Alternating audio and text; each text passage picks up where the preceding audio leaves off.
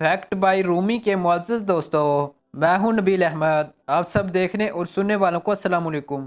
प्यारे दोस्तों, दुनिया में ऐसे बहुत से बादशाह और इंसान गुजरे हैं कि जिनके पास इतनी मालो दौलत थी कि कोई इंसान तसव्वुर भी नहीं कर सकता। आज की इस वीडियो में हम एक ऐसे अनोखे और अमीर आदमी के बारे में बात करेंगे जिसकी दौलत का आज तक कोई मुकाबला नहीं कर पाया। दोस्तों, कुरान मजीद में एक कारून नामी शख्स का जिक्र मिलता है जिसको अल्लाह ताला ने इतनी दौलत से नवाजा था कि अगर आज की तमाम मालो दौलत और पैसों का मुकाबला किया जाए तब भी ये कम होगी।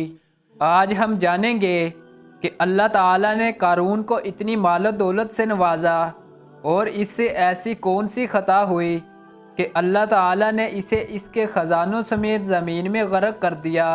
दोस्तों, कारून हज़रत मूसा अलैहिस्सलाम का चचाजाद भाई था और अल्लाह पाक ने इसे बेतहाशा हुस्न व जमाल से नवाजा था। हज़रत मूसा अलैहिस्सलाम की सुहबत में बैठने की वजह से ये तो रात का बहुत बड़ा आलम था। ये बहुत अच्छे इखलाक का हामिल और मिलनसार आदमी था।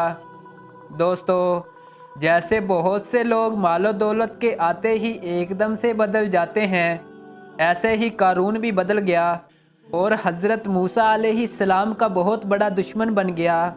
इसके पास इस कदर ख़जाना और मालो दौलत था कि 70 ऊँट इसके ख़जाने की चाबियाँ लेकर चला करते थे। कारून के पास इस कदर ख़जाना और मालो दौलत कहाँ से आया? दोस्तों, एक रवायत के मुताबिक हज़रत मूसा अलैहिस्सलाम की सुहबत की वजह से ये इल्म कीमियाई में माहिर हुआ और मिट्टी को सोना बनाने में कामयाब हो गया। जबकि दूसरी रवायत के मुताबिक ये सूद पर रकम देने और लेने की वजह से इतना ज़्यादा मालदार हुआ और इस तरह ये मिस्र का अमीर तरीन आदमी बन गया। जब अल्लाह ताला की जानब से हज़रत मूसा की तरफ ज़कात देने का हुक्म जारी हुआ तो पहले कारून ने हज़रत मूसा के सामने ये वादा किया कि वो अपने मालो दौलत का 1000वां हिस्सा ज़कात के तौर पर दिया करेगा। लेकिन जब कारून ने मालो दौलत में से 1000वां हिस्सा अलग करके देखा तो ये एक बहुत बड़ी रकम बनती थी और इसने अल्लाह ताला का हुक्म मानने से इनकार कर दिया और बनी इसराइल के दूसरे लोगों को भी हज़रत मूसा अलैहिस्सलाम और अल्लाह ताला का हुक्म मानने से मना किया और कहने लगा कि हज़रत मूसा इनकी दौलत पर कब्ज़ा करना चाहते हैं। इस तरह इस बदबख्त ने लोगों को हज़रत मूसा के ख़िलाफ़ किया और एक औरत को बहुत ज़्यादा मालो दौलत देकर हज़रत मूसा पर बुरे काम का इल्ज़ाम लगाने का कहा ताकि लोग हज़रत मूसा और इस्लाम से दूर हो जाएं।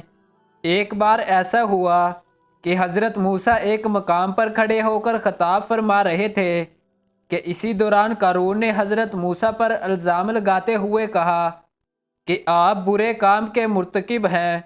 हज़रत मूसा ने इस औरत को सामने लाने का हुक्म दिया और वह औरत पेश की गई। हज़रत मूसा ने कहा कि ए औरत, मुझे इस पाक ज़ात की कसम जिसने बनी इसराइल वालों को फ़िरौन से निजात अता फरमाई और समंदर में से बनी इसराइल के लिए जगह बनाई।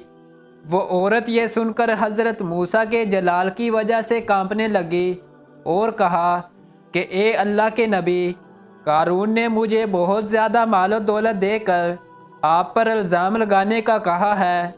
ये सब सुनकर हज़रत मूसा सजदे शुक्र बजा लाए और कारून के लिए बद्दुआ की, ए रब्बुल आलमीन, कारून पर अपना कहर व गज़ब नाज़िल फरमा और भरे मजमे में ऐलान किया कि जो कारून के साथ है वो इसके साथ हो जाए और जो मेरे साथ है वो मेरे साथ हो जाए। चनांचे 2 अफराद के अलावा बाकी सब हज़रत मूसा अलैहिस्सलाम के साथ हो गए। फिर हज़रत मूसा अलैहिस्सलाम ने ज़मीन को हुक्म दिया कि ए ज़मीन, तू इस बदबख्त को पकड़ ले।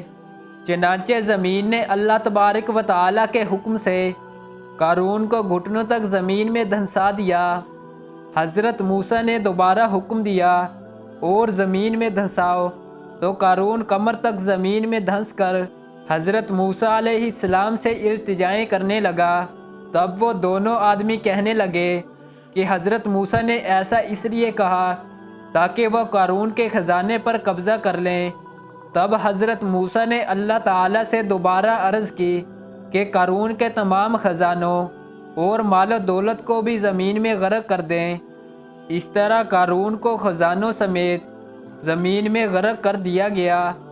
آخر میں دعا ہے، اللہ تعالی ہمیں غرور و تکبر سے دور رہنے اور نیک اعمال کی توفیق عطا فرمائے، آمین۔